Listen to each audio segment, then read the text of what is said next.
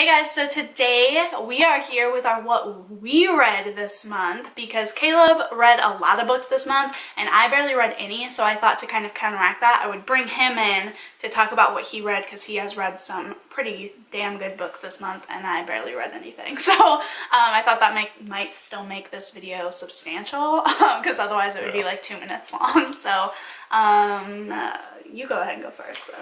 Alright, so the first book I read was The Wild Inside by Christine Garba, or Carba? Yeah, Carba. I don't know, say Carba. There it is. So this is, if you watched our book outlet haul, this book is like a murder mystery within the Glacier National Park. It's a very detailed read, but I think that kind of attributes to the idea that essentially you're following along with the entire case, but this was a phenomenal read. And I am 5 stars? Yeah, I give it 5 stars. I am going to, there's another book that Christine Carbo wrote that has, I think, the same exact character, like the assistant character, Monty, that's in here. And she writes another book that I'm pretty sure it's the same character because it's in Glacier National Park. He's a cop for a park police. Same name, and it seems to have like a similar background. So definitely have to read another one per books, but this was a great read. Books I read for class, 2 I read just for fun, so I'll do the next one I got him as a gift. Yeah. So next one is one that Tia got me as a gift called Walden on Wheels. I forgot the guy's name. Ken Lagunas? Something like that. So essentially, this is the main character, or the guy, Ken. It's an autobiography. Yeah, it's an autobiography. Yeah, He non-fiction. graduated from college with $32,000 of debt, and essentially accepted that he didn't want to go into life, into the career world where you're kind of just working an office job and become I think he calls a career world zombie at some point. And he works a bunch of odd temporary jobs. So he works the national parks. He works he goes to Alaska because that was his dream place. He always wanted to go. He kind of works with those type of jobs where you live on site and you get paid weekly or bi-weekly $300, but you have room and board and everything. Goes through a lot of hardships and ups and downs. I don't know. It's just really good. It made me want to graduate really bad. Next book is Oil on Water by Helan Habia. I probably screwed up his name, I'm so sorry. That sounded about right. So I read this for an Culture of Oil class. And which I thought was about food. Yeah, it's about crude oil and stuff. But so the main character, Rufus, is a reporter. Essentially it talks about initially in his life he didn't really know what to do, but his parents were able to send him to, I forgot what the city's name was. It's in Africa though, and essentially they sent him to the big city to get an education, or he ends up not interning, but working for some photographer, and then eventually gets into journalism. And then the whole plot of the story is him and then his idol journalist that he ends up meeting when he graduates from journalism school. Both are going to find these freedom or crude freedom fighters, what they call themselves, or against crude oil in the Nigerian Delta. Nigeria, wow, I can't believe I messed that up. But yeah, it's Nigerian Delta. That's what you said. I know before, I couldn't remember where in Africa. Oh. I'm wow, yeah. So,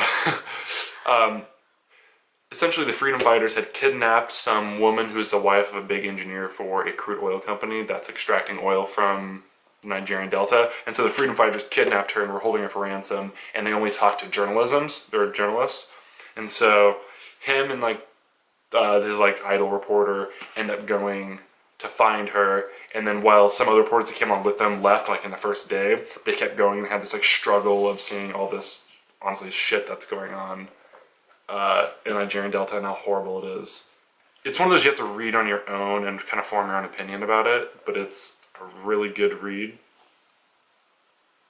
Honestly, kind of sad, but yeah, there kept being parts Caleb was you have to read this. Last one, which you also haven't put that you finished on Goodreads. I have not, but I finished on Goodreads. But I noticed that. So this book is The Odds Against Tomorrow by Nathaniel Rich. Oh my god, this is a really good, weird book. I did not think I was going to like it at all. And it's a futuristic, kind of realistic fiction. I wouldn't call it realistic, but it's fiction. And essentially there's like this main character, Michael Zukor, who ends up working in New York City for like some Fitzsimmons company. It's like I don't know what they do. I think it's some sort of like some corporate office, and then eventually gets this job to work for this place called Future Worlds, which they are a consulting company for huge corporations that like basically consult them on or catastrophes or disasters that could happen because of a previous earthquake that happened in Seattle that didn't actually happen, never actually happened. But because of that, all these corporations were getting sued in Seattle because they said they should have been protecting their employees who ended up dying. So like the families of all the employees were suing the corporations and winning because they didn't follow the necessary precautions to like protect their employees. And so the Future Worlds, by consulting with the Future World Corporation, they, I guess, they're not liable for like employee harm or injury and stuff. But then you just have to read it. It goes on. I mean, the title, the cover art kind of gives it away what happens. But A flood? yes, flood in New York City, and it was good. That's all I have to say. I don't even know what to class to put it in for a genre book, but it's good. My turn. Okay, so I read technically 2 kids' books, technically. Well, middle grade-ish.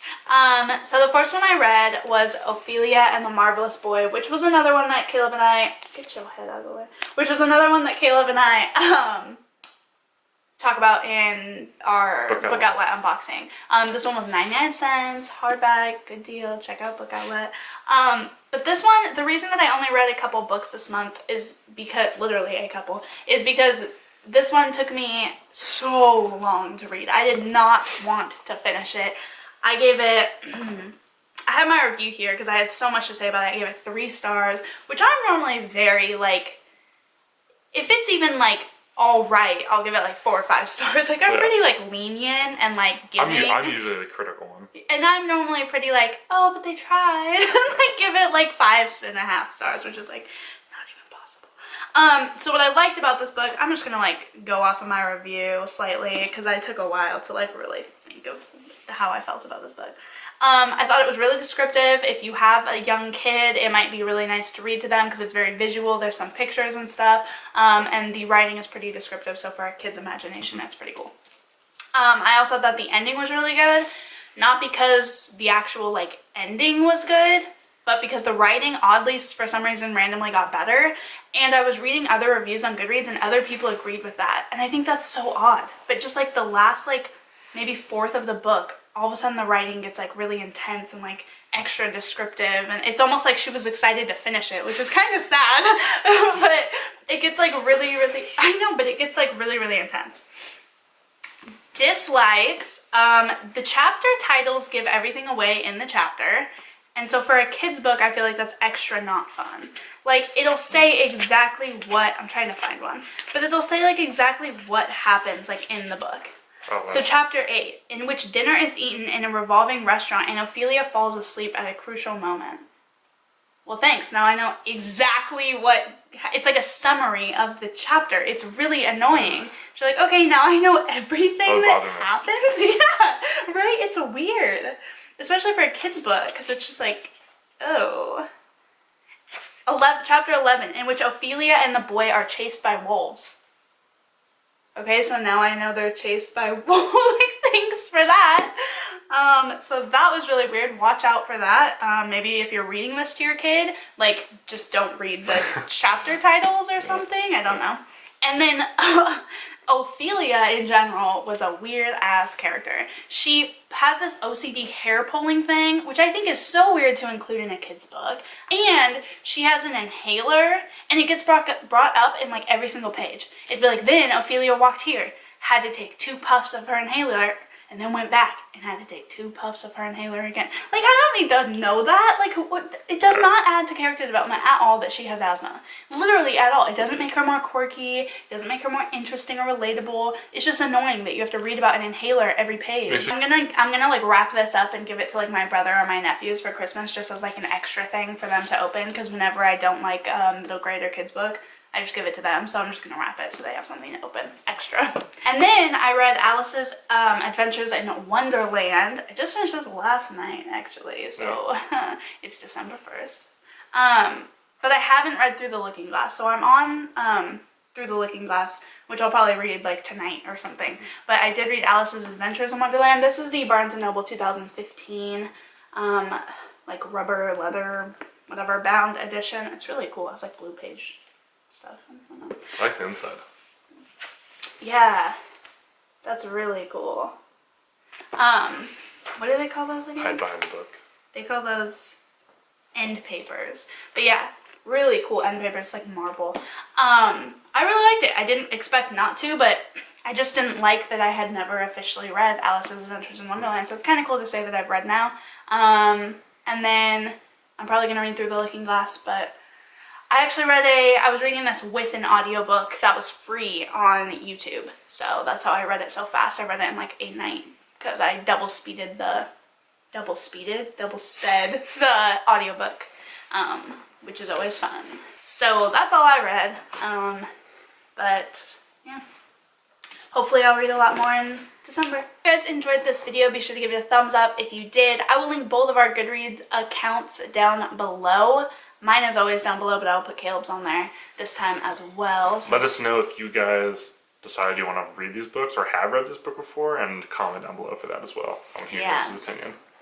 Any other recommendations for books for us in the comments down below? We always love recommendations and actually do look into them and add them to our Goodreads and whatnot, especially having a great December so far, and we will see you in the next video. I always